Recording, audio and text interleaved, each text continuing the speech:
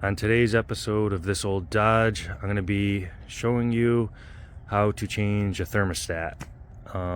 So the other day this truck overheated on me, and I was under the suspicion that it was a thermostat because this truck has a coolant leak anyways. There's micro cracks in the plastics, and what I would do is when I see the temperature gauge going up past halfway, I would always, fill some more coolant in, just kind of band-aid it until I can get to that. So it was like way overheating the other day. I kept putting coolant in, and it was just spewing out of the relief valve under this cap. And you can see it's all wet. And then when I look down in, you can see that fat hose down there.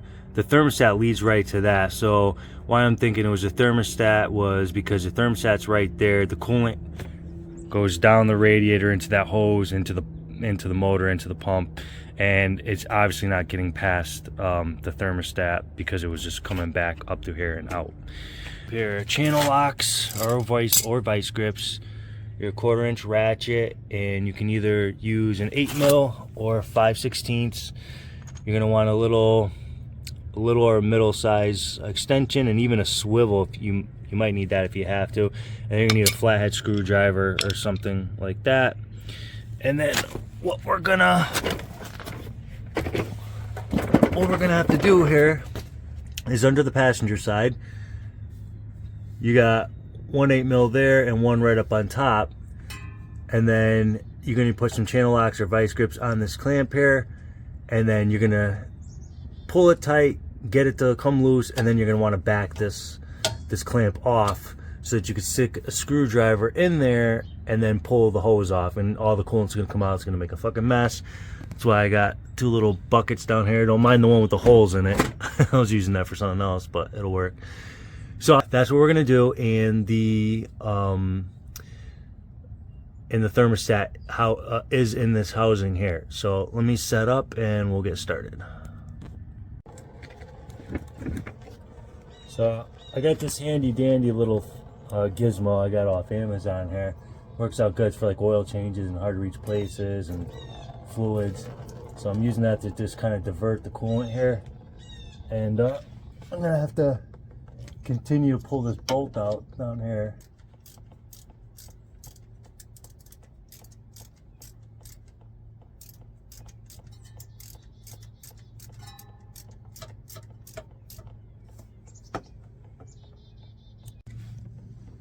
Alright, we got the bolts out. Let's see what kind of mess we make here. Oh, okay. That worked out good.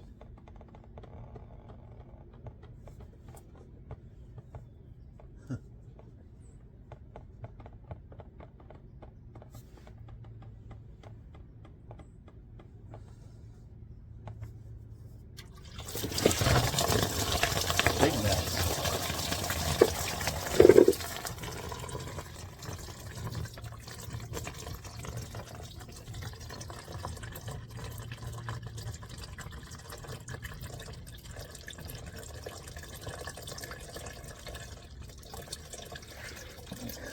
Alright, well, that's the thermostat there. So just so you're aware, as we're installing this, so this one's got this little, I believe this is that safety thing. They only had this one left in stock, so when I returned the other one, this is all they had. So I was like, I'll take anything. So just so you're aware, there's a little tab you can see right there at the end of the little rubber O-ring. You have to line that up inside here, and I know this is hard for you to see, but you see that little notch on the left hand side? That tab's going to fit into there, and you'll see that little cutout straight ahead. This is going to fit into that cutout, this thing. So it's very important to line those up. I mean, I guess you can kind of see. So it's lined up. See the tab is in the notch, and then this relief spring or whatever the hell it is, the safety check ball, that's going to line up with the notch that was inside the housing. So make sure those are lined up. Of course, it unaligned. And then push it in.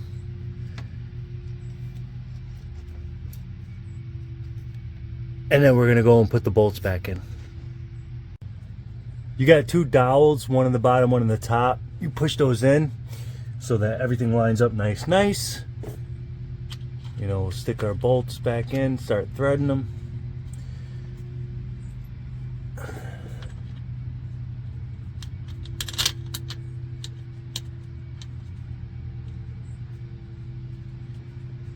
And you don't need to watch me do this, but I'm going to tighten these down. I don't know what the torques are, but I'm just going to give them a little snug, and then make sure if you took this hose off, make sure you reinstall the hose, or you know, make sure it's clamped down the right area, and then we'll move up to the top of the truck. All right, so next we're up on top. Everything's tightened down below, and I'm gonna fill this up. But before I do that, I'm gonna pull the truck off the ramps and then fill it up to level. And then I'm gonna put the truck back on the ramps.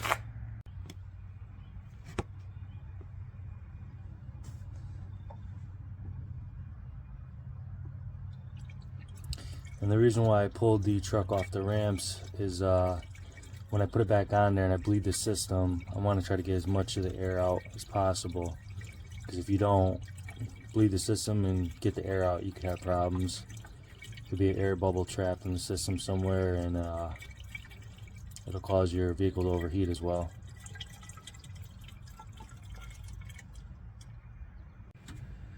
Alright, once you fill the reservoir, the radiator up, we're going to come over to the driver's side up top here, and you're going to see this hex screw up on top, and you're going to want to remove this, and I believe it's a 5/16 hex.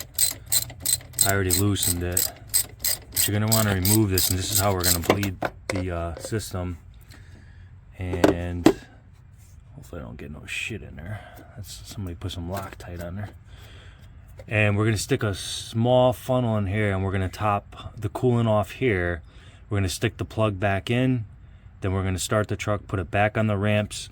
So the idea is when the truck's on the ramps, the air bubbles will rise up. And we're going to crack this bleeder, let the truck run, and hopefully it'll bleed the coolant through the system. Alright, so we got a small little funnel in here. I'm going to top this off on the upper side of the hose.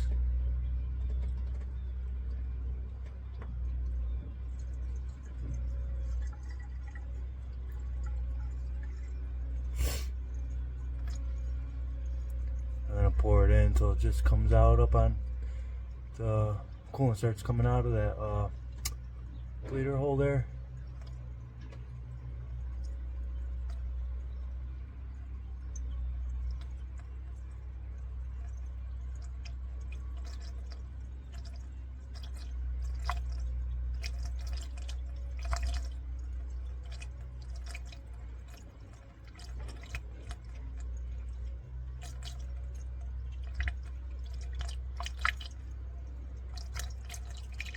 Oh, there we go.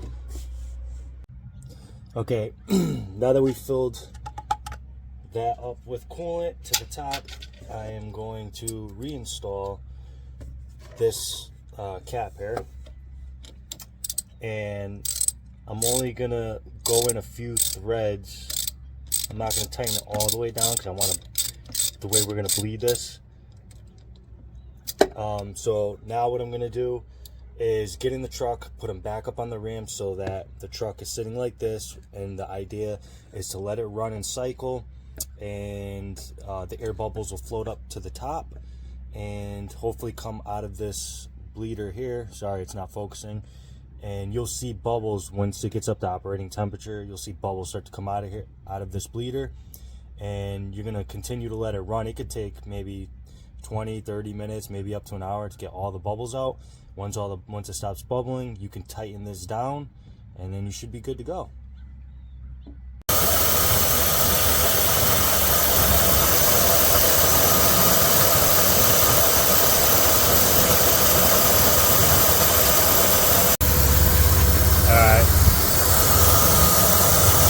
don't know if you can see, not doing it now, but bubbles will start coming out of there. If you keep this kind of loose, once it gets up to temperature, the air and bubbles will start coming out of there. It's not doing it now, so I think I'm pretty good. I was doing it earlier. Yeah, see the bubbles there now? That's all the air getting forced out.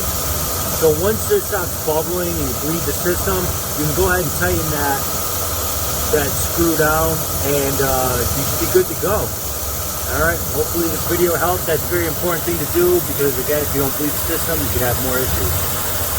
See you in the next one. So now basically I'm just sitting in the truck and I'm waiting for the temperature. I know that literally right before the halfway mark, the fan will probably kick on. And I'm waiting for the gauge to get up to that area. That's how I'm gonna gauge whether the system is fully bled or not, because it should get up to operating temperature. It's slowly climbing. It's taking a really long time. It started down at the cold, obviously, but it took a really long time to get to where it was because there was a lot of air in the system. So yeah, you know, and then you make sure it holds the temperature, make sure it doesn't overheat, go past the line, and you should be good. All right.